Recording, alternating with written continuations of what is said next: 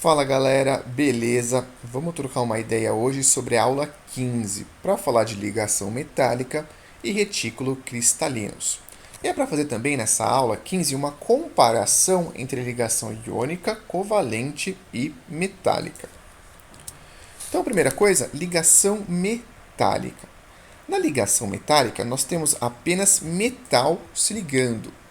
Por exemplo, só cromo, só ferro, só alumínio, só ouro, só prata e por aí vai, tá? Só metal é ligação do tipo metálica. E a representação? Se eu pegar uma panela de ferro ou uma barra de ferro, com certeza tem quantidades diferentes de átomos de ferro. Só que a gente não representa. Ferro, na verdade, metal, a gente só vai representar na forma monoatômica, assim, ó, apenas Fe. Alumínio só Al, ouro só Au e por aí vai. Quando a gente estudou nas aulas passadas ligação iônica e ligação covalente, eu te falei lá da regra do octeto. Os elementos vão se ligar de forma a obter 8 elétrons na sua camada de valência. A ligação iônica acontece com transferência de elétron, um dá, o outro recebe. A covalente com compartilhamento de elétrons. Para explicar como um metal se liga com o outro, nós não vamos usar a regra do octeto. É um conceito diferente. Imagina aqui uma barra de ferro. Essas bolinhas positivas representam os núcleos de átomos de ferro. Porque no núcleo tem prótons e tem nêutrons. Como o nêutron não tem carga, o núcleo tem carga positiva por causa dos prótons. O metal ele tem baixa energia de ionização. Lembra o que é energia de ionização? É aquela energia para arrancar elétron. O metal tem baixa energia de ionização, então eles perdem elétrons com facilidade. Metal tende a perder elétron. Só que no caso aqui da ligação metálica, ele não vai perder completamente esse elétron. A gente fala que esse elétron ele fica semilivre, semissolto. É como se esse núcleo aqui tivesse uns elétrons em volta, esse também e esse também. Quando ele perde, entre aspas, esse elétron fica na superfície do metal. Aí fica um monte de elétron desse aqui junto. Fica assim, ó, um monte de elétron. Isso daqui recebe um nome, é chamado de mar de elétrons. E esses elétrons estão todos deslocalizados. Não sei mais se esse elétron é desse núcleo ou desse núcleo. E esses elétrons estão todos livres.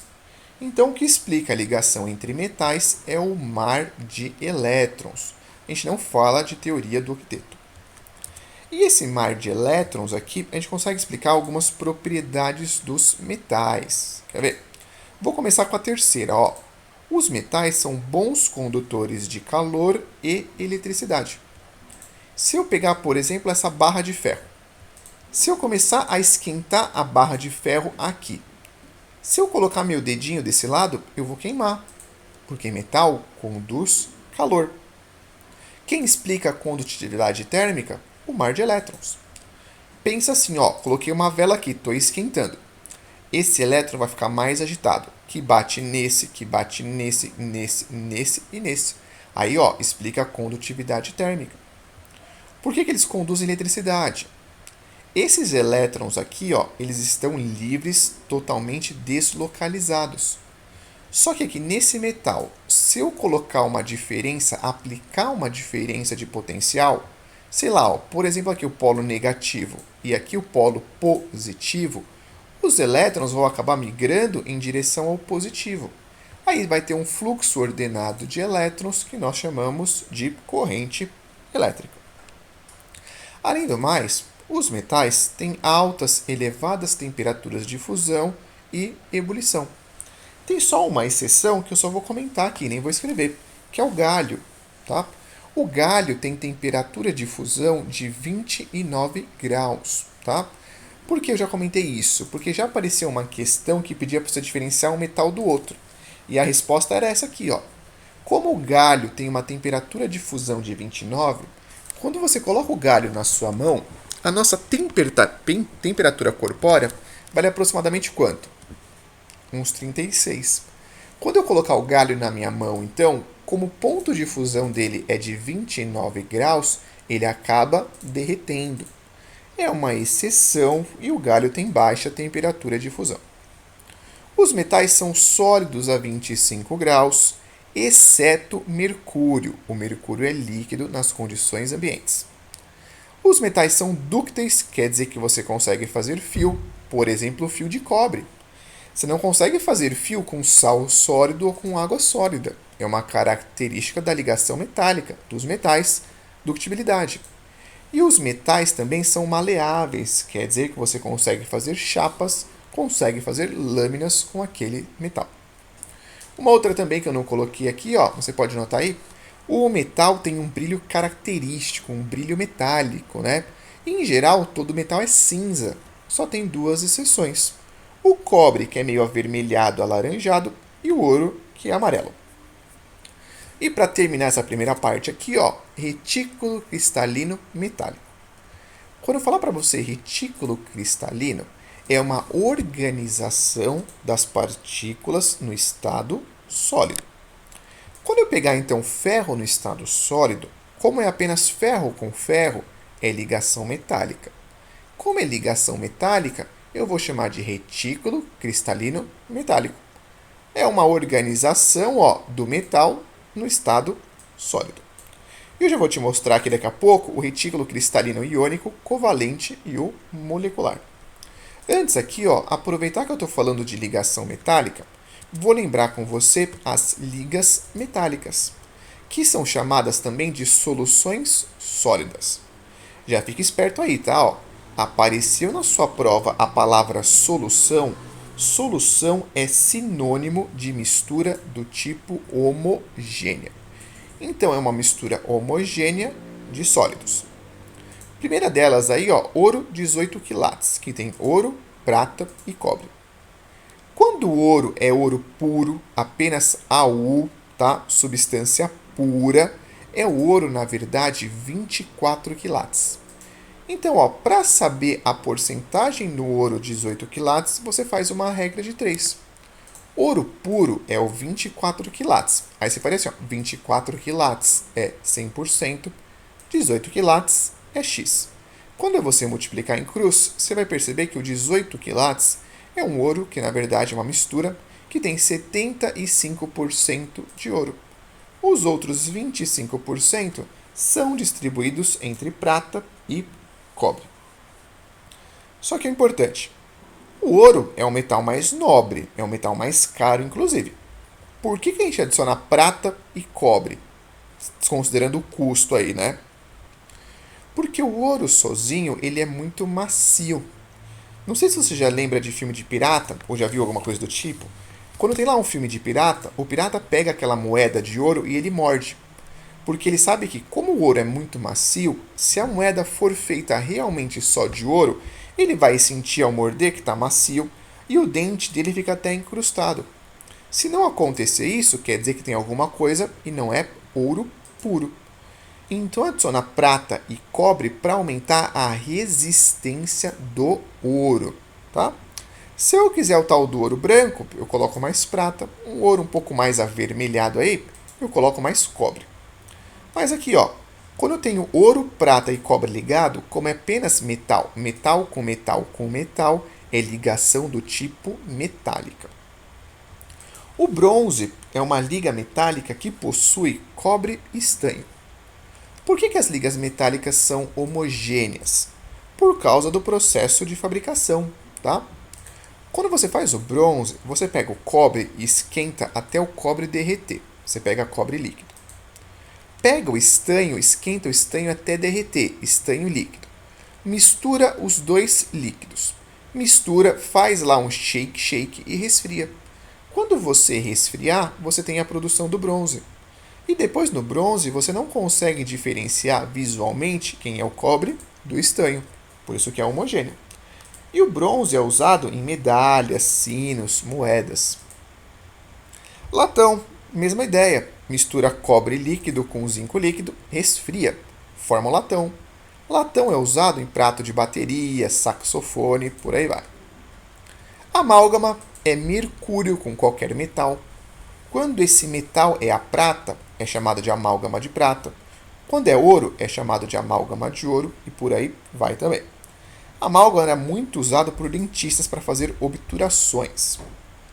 E o último aí, aço, que tem ferro e tem carbono. Aí dúvida comum, professor, o carbono é um ametal. Sim, é que no aço, menos do que 1% é carbono, tá? E além do ferro, tem molibdênio, níquel, cromo e também tem outros metais, tá? Então, a gente considera o aço como uma liga metálica e tem principalmente, ferro e carbono, os principais constituintes. Vamos falar agora um pouquinho de ligação iônica e ligação covalente, para lembrar com você aqueles tipos de retículos. Quando a gente fala de ligação iônica, tem que lembrar, iônica, ela acontece entre íons. Tem o tal do íon positivo e o íon negativo. O íon positivo é chamado de cátion, o íon negativo é chamado de ânion. Positivo e negativo atrai ou repele? Atrai. E essa atração aqui, que é chamada de ligação iônica, ou também pode ser chamada de uma ligação do tipo eletrostática. É de natureza elétrica, cargas de sinais opostos. Então, quando eu penso lá no composto iônico, exemplo, NaCl, Na+, e Cl-. Daqui a pouco eu lembro com você, né? Mas a iônica tem metal e tem ametal. Pensou nas propriedades dos compostos iônicos, lembra do sal de cozinha. Porque, por exemplo, o sal de cozinha é sólido aqui e agora. Então, primeira propriedade, compostos iônicos são sólidos a 25 graus. Tá? Fala aí, é fácil ou difícil separar o positivo do negativo? É difícil. Por isso que composto iônico tem elevada temperatura de fusão e elevada temperatura de ebulição. Composto iônico conduz eletricidade em dois casos. Fundido, ou seja, quando você esquenta até derreter, até ir para o estado líquido, ou quando você joga na água. Daqui a pouco a gente vai comentar sobre condutividade elétrica e eu vou te mostrar esses dois casos aqui. E o retículo cristalino. De novo, retículo cristalino é uma organização das partículas no estado sólido. Quando eu pego ligação iônica, como tem íons, cátions e ânions, eu vou chamar de retículo cristalino iônico. Que é essa ideia, é um monte de cátion e ânion, cátion e ânion, cátion e ânion e por aí vai, né? Então, quando eu pego o NaCl, o cloreto de sódio, é errado eu falar molécula de NaCl, né? Porque eu só posso usar a palavra molécula quando eu estiver falando de ligação do tipo covalente. Quando eu falar de ligação do tipo iônica, o certo é falar retículo cristalino iônico, ou fórmula iônica do NaCl, ou composto iônico. Não usar a palavra molécula. Até porque, repara, é cátion e ânion. É como se fosse NaCl, NaCl, NaCl. Quando você pega essa proporção, ela está te falando que para cada um Na+, tem um de Cl-, de forma a deixar eletricamente neutro. E a última propriedade, o melhor solvente é a água, tá?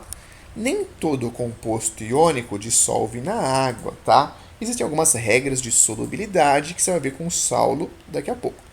É que se o composto iônico for solúvel em água, né?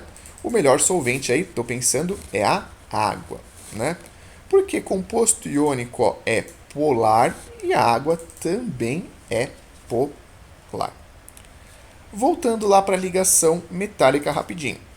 Se eu pegar uma barra de ferro, ela dissolve na água? Sim ou não? Não, né? O ferro não dissolve na água. Beleza? É umas coisas que consegue diferenciar uma coisa da outra, né? Composto iônico, em geral, dissolve na água. Ligação metálica, lá, quando você pega um metal, não dissolve em água. E lembrando também da ligação iônica, quem tem tendência a formar cátion são os metais. E você conhece metal pela camada de valência. Tem 1, 2 ou 3 elétrons na camada de valência, a última camada. O ametal tem 5, 6 ou 7 elétrons na última camada. O metal tem tendência a dar elétron, o ametal a receber. E o metal sempre dá o que tem. Então, quem é família 1A, carga mais 1. Família 2A, carga mais 2. Família 3A, carga mais 3. O A metal, ele recebe o que falta para 8.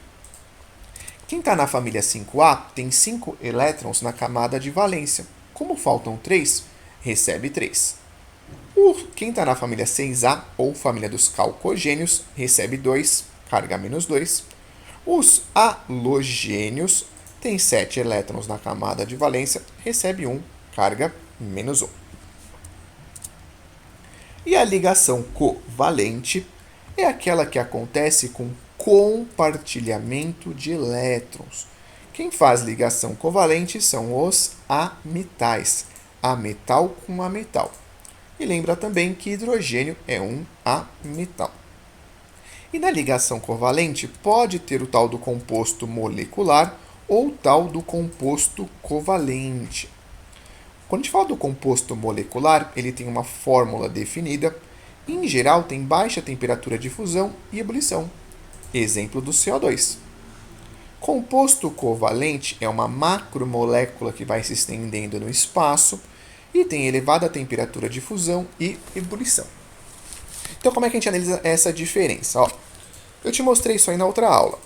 Quando você pega o carbono e o silício, eles são da família 4A.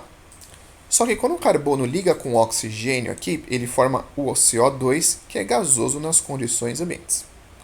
O silício, quando liga com o oxigênio, forma um composto que é sólido nas condições ambientes. Por quê? Porque aqui no CO2 eu tenho uma fórmula definida, é um composto molecular. Aqui é uma macromolécula. Como é que a gente montava essa macromolécula? O silício faz 4 ligações, porque é família 4A, o oxigênio faz 2. Só que o silício faz 4 e cada oxigênio faz 2 e por aí vai. Então repara, isso aqui vai repetindo no espaço uma porrada de vezes. O mais correto seria representar SiO2 N vezes. Né? E repara, o que une isso com isso é uma ligação do tipo covalente.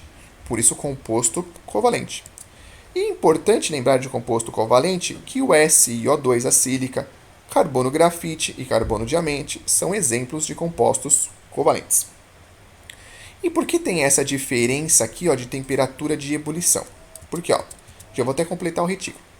Quando eu pego o CO2 junto com o CO2, a gente vai ver daqui a pouco, tá? O CO2 é uma molécula do tipo apolar. Apolar com apolar existe uma interação do tipo de polo induzido. Então, o que mantém uma molécula do CO2 unida com outro é uma ligação entre moléculas, é uma interação intermolecular. Quando eu pego o SiO2, repara, o que mantém essa parte unida com essa é uma ligação do tipo covalente. E a ligação do tipo covalente ela é muito mais forte do que a ligação intermolecular, tá? Por isso que composto covalente tem elevada temperatura de fusão e ebulição. E o retículo cristalino, que é aquela organização no estado sólido. Como aqui o CO2 é molécula, eu vou chamar de um retículo cristalino molecular. Essas são as moléculas organizadas no estado sólido. Aqui, como é um composto covalente, é chamado de retículo cristalino do tipo covalente.